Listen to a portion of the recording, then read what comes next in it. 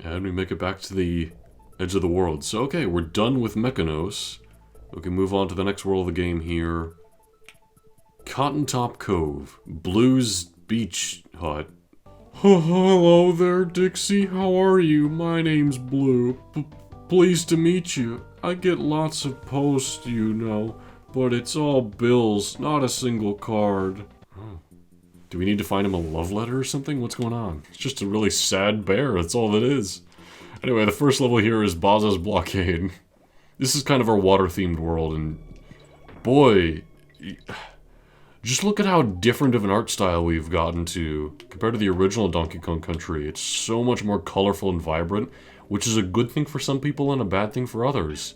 In my opinion, part of the appeal of the original Donkey Kong Country is its realistic approach in terms of graphics and art style. But then again, my favorite entry in the series is Donkey Kong Country 2, where there's a skeleton ghost pirate chasing you through a library on a roller coaster, so I can't exactly say that the series has always been realistic. Plus, I mean, there are colorful enough places like this in the world, surely. It is just a different tone, and it's entirely up to player interpretation what kind of art style they prefer. And I'm interested to know what you guys prefer. Not only let me know what your favorite of the trilogy is, but let me know what your favorite art style in the trilogy is, because I do feel they are very different from one another. Well, the first goes for a more realistic, down-to-earth tone. The second one, I feel, goes for a more expressive and imaginative world. This one definitely goes for a more cartoonish, childlike... I don't know, something like you'd see in a Saturday morning cartoon, you know? You know, you think back to, like, the Mario cartoon or the Sonic cartoon or, like... any of those old school cartoons that would introduce, like, those weird characters that weren't part of the actual lore. That seems like Donkey Kong Country 3. There's nothing necessarily wrong with it, it doesn't get as much acknowledgement as the rest of the series, and it's kind of understandable as to why. Like, suddenly you have all these weird bear people who are about. They definitely seem like the civilization of the game, kind of like how there are just random people in the Mushroom Kingdom in, like, the Mario cartoon, other than, you know, Peach and Toad. It makes sense, there should be a civilization, but it just seems different than the games for some reason. And I get this is weird considering this is one of the mainline entries of the series, so surely this should all feel in line with the rest of the series, but not only does this not really feel in line with the previous entries, but it doesn't feel in line with the later entries to come. Anyway, dialogue aside, let's head into the next level, Rocket Barrel Ride. This is an interesting level here where you have to get in these barrels that then shoot us high into the sky. This is a very vertical level. I mean, it's super tall, super expansive in that way. I kind of like it. It reminds me of the X-Men game on Game Gear. Too obscure? Maybe, maybe not. But, you know, it's an interesting way of progressing about, different than how most Donkey Kong levels typically handle things. I feel like because they really want us to know we're in Canada, it's just like, oh, look at this beautiful waterfall, look at this beautiful snow, look at this beautiful river, or whatever. Look at this beautiful forest, like, because they want to really drive the setting home, there's not as much expansion for, hey, let's do something creative like, I don't know, most anything from the second game, like all the bramble in the sky, or the ghost-inhabited woods, or the pirate ship sunken in lava. That was a favorite of mine. Whereas here it's like, okay, we're in Canada, it's beautiful. That's about the gist of it. Oh, I got the bird killed there like a fool. I like the bird as an animal buddy gimmick. It's not quite like the rideable animal buddies like Rambi or Ellie or them, but it's a gimmick kind of one. Kind of like the anglerfish or like Squawks was in the original game. Although I think it's a bit better than them because, well, it isn't associated with light like those ones. In those cases it was rather annoying. So we made it to the end of the stage here. This has been an interesting, like, conversation of an episode, you know? I'm just talking about my thoughts on the series as a whole and you know, art styles, gameplay styles, everything like that. Like, it comes to head that this is like the game's main theme. You know, this is wood above water. It's not that interesting to look at. I mean, it's beautiful and the background's nice, but it just doesn't spark the same creativity that most of the level themes in Donkey Kong Country 2 had.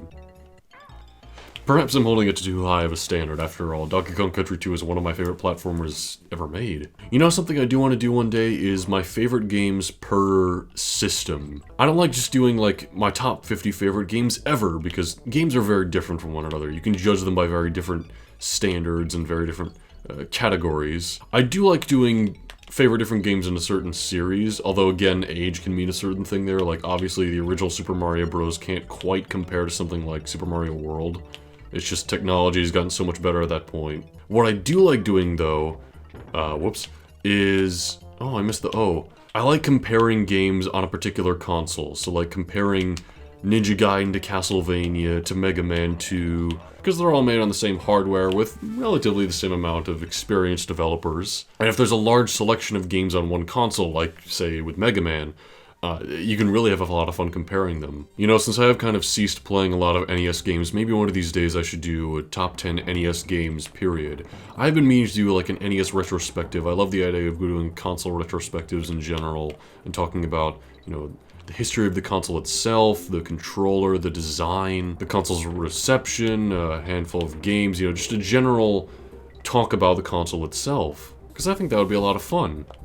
And, you know, speaking of fun, this is an interesting gimmick here where Ellie's able to pull water from the waterfalls, and you think, oh, well, obviously Ellie would be able to do that. You're right next to a source of water. But then again, you know, less experienced, less creative developers may have not thought of something like that. They may have just left it at the gimmick where, okay, you pull the water out of the floor and then use it in one level. But the developers here are a bit more creative than that, and so you gotta give them a bit of credit there. There's even a unique sprite for whether you're getting in the foreground or the background. That's nice. Why does it say A?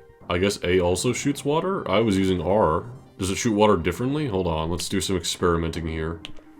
So we get water. If we hit the A button, I mean, we can hold down the A button. No, it doesn't seem like it does anything differently. I don't know. Maybe there's some small difference I'm not noticing. I mean, either way, I would prefer using the right bumper. I just find it a bit easier that way, and... Oh, that's right. This is an interesting way we have to get the... Oh man, I forgot about this. Okay, I don't remember how we get the DK coin from this guy, but we gotta use the background here somehow, I'm sure. Because the wall is there. Oh, wait a minute. Ellie was the one providing us with that barrel. We get one shot. Wow. I suppose we could die and go back to the checkpoint, but that is not worth it. Let's just end the level there, how about? Fish Food Frenzy. Seems like we have another water level on our hands.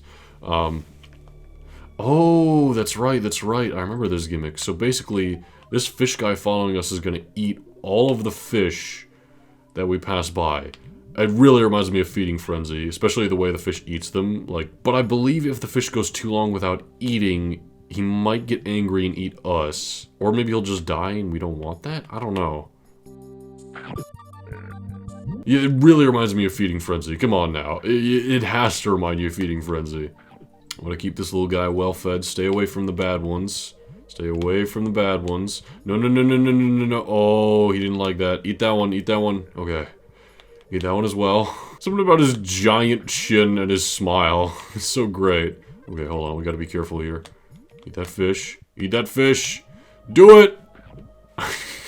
I know it sounds weird saying, eat the fish from the vegetarian guy here, but I suppose there are some vegetarians who eat fish. I don't. I frankly don't understand it. It is meat. Maybe it's an ethical thing. Eating fish is a lot more worldwide than eating cow. And eating cow is... Okay, yeah, I don't want to offend my lovely meat eaters out there. There are a lot of them. In fact, I'm sure most of the people watching this video are. Cow farms are very, very crowded. Which is what leads to cows shitting, which is what leads to greenhouse gases in the atmosphere, which is what leads to global warming. So, in a way, I can see rejecting cow farming as like an ethical decision. Oh, they don't allow the fish through there. It's got a suddenly real topic about greenhouse gases and eating meat and all that stuff. Look, this is a weird, somewhat real episode, but it's fine. It's fine. Let's carry on through here. Squirts Showdown. What? Oh, that's right, I forgot about this boss. So we're actually doing this boss as Ellie. We need to avoid Squirt. I don't like that name. What's that word? Squirt. Give me a squirt. And then shoot the eyes with the water, just like that. Ooh. It's a good thing we can go fully around the entire boss, just like that. Oh, come on, you. Oh, there we go. Alright. We do gotta make sure we charge up on water when we need to. You can do it from just about anywhere as long as your trunk reaches the middle of the stage. Are you gonna go around an extra time? You sure are. I'm glad I was ready just in case you did. There we go. There we go. How many times do we gotta do that? Oh, careful, Ellie. There we go. And they dropped the other ski. So we're now able to ski around like the robot from Wallace and Gromit. Brr, da, da, da, da, da, da, da, da, da, da, da, da, da. Ba, da, da, da, da, da, da. Let's bring those things back to Funky. Now we got to get the thing we got all. What is he sawing with skis? He just gave us turbo skis. Bonkers. What did you do, Funky? What did you do this time? Ah, yes, I forgot about this device. So with the skis, what did you do for the skis? Oh, there's a banana bird here. Okay. This could have been the first puzzle in the game, I bet, if we just came here earlier. Well, no wonder, it's real easy. Wait, was that not right? What?